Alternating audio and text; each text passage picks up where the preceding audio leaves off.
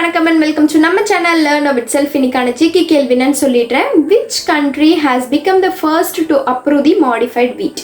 மரபணு மாற்றப்பட்ட கோதுமைகளை அங்கீகரிக்கப்பட்ட முதல் நாடு எது அப்படிங்கிறது தான். அண்ட் இதுக்கான பதிலை கடைசியில் சொல்கிறேன். இன்னைக்கான கண்டென்ட்டுக்குள்ளே போயிடலாம். இன்னைக்கான கண்டென்ட் ரொம்பவே சிம்பிள் அண்ட் ஈஸியான டாபிக் தான். நம்ம எடுத்துக்காட்டுக்கு நம்ம தினசரி வாழ்க்கையில் உபயோகப்படுத்தக்கூடிய ஒரு பொருள் தான். டீ வைக்கிறோம் அப்படின்னு சொன்னோம்னா நிறைய பேர் இதை பயன்படுத்துவாங்க. என்ன அப்படின்னா வேறு எதுவும் கிடையாது, இஞ்சி தான். இஞ்சி இங்கிலீஷில் ஜிஞ்சர்னு சொல்லுவோம். ஸோ நம்ம இஞ்சியை பற்றி தான் இன்றைக்கி பேச போகிறோம். இஞ்சி உடலுக்கு ரொம்பவே நல்ல விஷயங்களையும் தருது, அதே போல் பல தீமைகளையும் தருது. ஸோ நான் இப்போ அதிகமான நல்ல விஷயங்களையும் கொஞ்சமாக கெட்ட விஷயங்களையும் சொல்ல போகிறேன். அதிகமான நல்ல விஷயங்கள் என்ன அப்படின்னு எடுத்துக்கிட்டோன்னா, நம்ம இஞ்சி இருக்குது அப்படிங்கும்போது இஞ்சியை நம்ம சாராக எடுத்து நிறைய விஷயங்களுக்கு பயன்படுத்துகிறோம். அதுவே அளவுக்கு மீறி அதிகமாக சாப்பிட்டோன்னா அதுவே நமக்கு பாய்சனாகவும் ஆக வாய்ப்பு இருக்குது.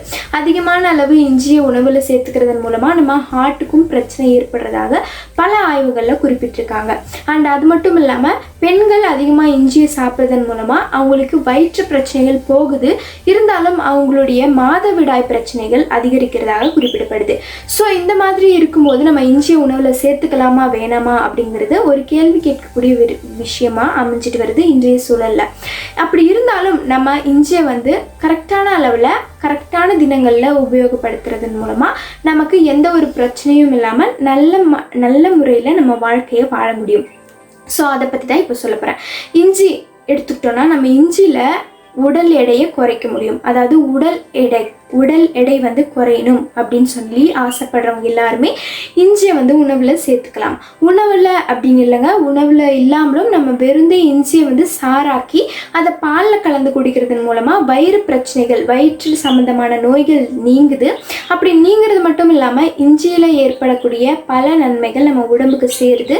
அதனால நம்ம உடல் எடை குறையுது. இதுக்கு அடுத்து பார்த்தோம் அப்படின்னு சொன்னோம்னா இஞ்சியை நம்ம துவையலாகவும் செஞ்சு சாப்பிடலாம். அப்படி இஞ்சியை நம்ம உணவில் சேர்த்துக்கிறதன் மூலமாக மலச்சிக்கல் பிரச்சனைகள் குணமாகுது. மலச்சிக்கல் பிரச்சனை இருக்குது அப்படிங்கிறவங்க கண்டிப்பாக நம்ம இஞ்சியை துவையலாகவோ இல்லை பொரியலோட நம்ம எது சமையல் என்ன சமையல் செஞ்சாலும் இஞ்சியை கொஞ்சோண்டு தட்டி போட்டு சாப்பிட்றதன் மூலமாக நமக்கு மலச்சிக்கல் பிரச்சனைகள் பூரண குணம் அடையதாக குறிப்பிடப்படுது. அதோட நம்ம இஞ்சி சாரோட வெள்ளத்தையும் கலந்து சாப்பிட்றதன் மூலமாக நம்ம உடலில் வாத பிரச்சனைகள் எதுவாக இருந்தாலும் கண்டிப்பாக தீர்ந்து நம்ம உடல் பலம் பெறதாக குறிப்பிடப்படுது. அடுத்ததாக இஞ்சியும் புதினாவையும் துவையலாக அரைச்சி சாப்பிட்றோம் அப்படின்னா நம்ம உடலில் இருக்கக்கூடிய வாய் முதல் வயிறு வரையான பிரச்சனைகள் நீங்கப்படுது. எடுத்துக்காட்டுக்கு வாய் துர்நாற்றம் அடிக்குது, வாய் நாற்றமாக இருக்குது அப்படிங்கிறவங்க கண்டிப்பாக இஞ்சியோட புதினாவை அரைச்சி துவையலாக சாப்பிடலாம். அடுத்ததாக இஞ்சியை மட்டும் தனியாக துவையலாக அரைச்சியும் சாப்பிடலாம். இஞ்சி சாரோட உப்பை கலந்து சாப்பிட்றதன் மூலமாகவும் நமக்கு பல பிரச்சனைகள் உடலில் தீரப்படுது. எடுத்துக்காட்டுக்கு நமக்கு பித்த வாந்தி வருது, இல்லை பித்தத்தினால நமக்கு தலை சுற்றுது அப்படிங்கும்போது நம்ம உப்போடு இஞ்சி சாறை கலந்து குடிக்கும்போது நமக்கு அந்த பிரச்சனையிலேருந்து ஈஸியாக வெளிவரலாம் அப்படின்னு குறிப்பிடுறாங்க. அடுத்ததாக நம்ம இஞ்சி பூண்டையும் எடுத்துக்காட்டுக்கு ஒரு 10 கிராம் எடுத்துக்கலாம். 10 கிராம் எடுத்துட்டு நல்லா அரைச்சிட்டு நம்ம சுடு தண்ணி கொதிக்க வச்சுட்டு அந்த தண்ணியில் காலையும் சாயங்காலமும் 2 வேளையும் கரெக்டாக அதை கலந்து குடிக்கிறதன் மூலமாக உடலில் இருக்கக்கூடிய பல பிரச்சனைகள் நீங்குது.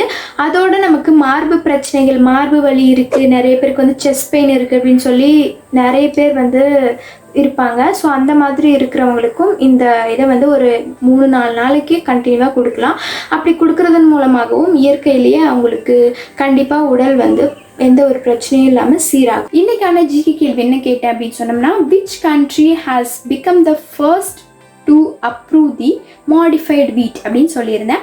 இதுக்கான பதில் என்ன அப்படின்னு சொன்னோம்னா அர்ஜென்டினா. இதுக்கான விளக்கத்தை கமெண்ட்ல சொல்லியிருக்கேன். அண்ட் இன்னைக்கான வீடியோ உங்களுக்கு பிடிச்சிருந்துச்சுன்னா லைக் பண்ணுங்க, ஷேர் பண்ணுங்க, மறக்காம நம்ம சேனல் Learnnowitself சப்ஸ்கிரைப் பண்ணிடுங்க. தேங்க்ஸ் ஃபார் வாட்சிங்.